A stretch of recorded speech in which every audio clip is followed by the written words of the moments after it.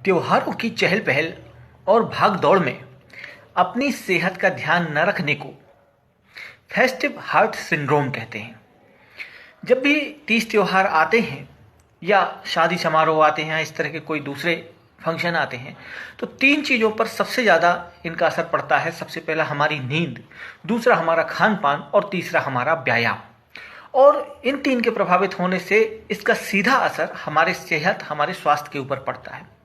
त्योहारों के टाइम पर अक्सर ऐसा होता है कि लोग या तो बहुत ज़्यादा खाना खाते हैं या फिर बिल्कुल भी खाना नहीं खाते हैं, और ये दोनों ही स्थितियां सेहत के लिए ठीक नहीं है। इसलिए एक संतुलित आहार को, संतुलित खान पान को अपनाने की ज़रूरत है। खाने का बहुत विशेष ध्यान रखें।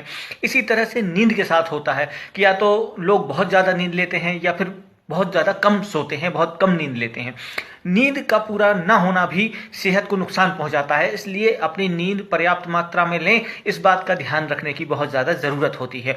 और तीसरी बात होती है व्यायाम, एक्सरसाइज। अक्सर त्योहारों के टाइम पर या जब भी कोई शादी समारोह होता है, सबसे ज़्यादा प्रभावित हमारा व्यायाम होता है।